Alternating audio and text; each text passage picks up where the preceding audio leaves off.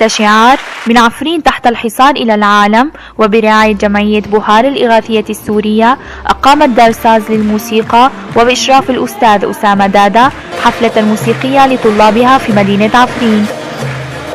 وأحيا الحفل 80 عازفا وعازفة قاموا بالعزف على آلة البزق، تراوح أعمارهم من 10 إلى 30 سنة.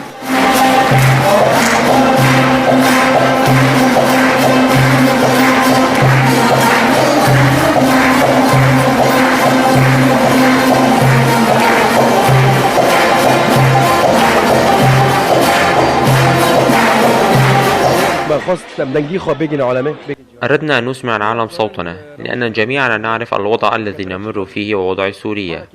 أردنا أن نعبر عن هذا الشيء، ولكن هذه المرة بطريقة مختلفة، عن طريق ثقافة الموسيقى. فجمعت طلابي من جميع نواحي منطقة عفرين، وقررت أن أقوم بهذا العمل الضخم. حضر الحفل عدد من الهيئات والجمعيات، وأيضا عدد كبير من أهالي المدينة، كونها المرة الأولى التي يتم فيها إحياء مثل هذه الحفلات، والتي جمعت 80 عازفا للتعبير عن رفضهم للحصار المفروض على منطقة عفرين من قبل دولة العراق والشام داعش، وإن هذا الرفض لا يكون دائما بالقتال، وإنما قد يكون بالموسيقى أيضا.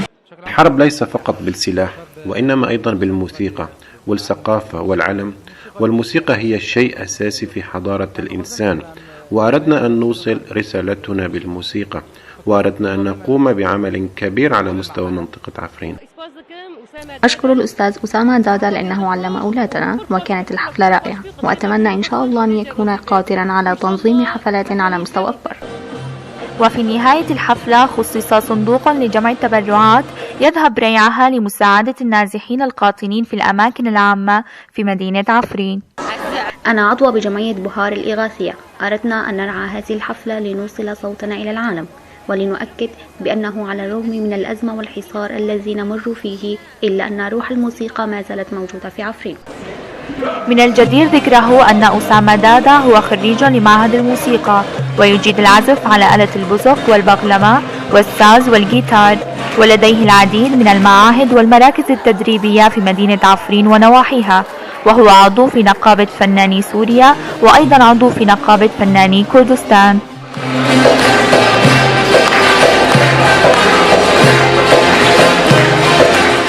لأورينت نيوز من مدينة عفرين، شيلان يوسف.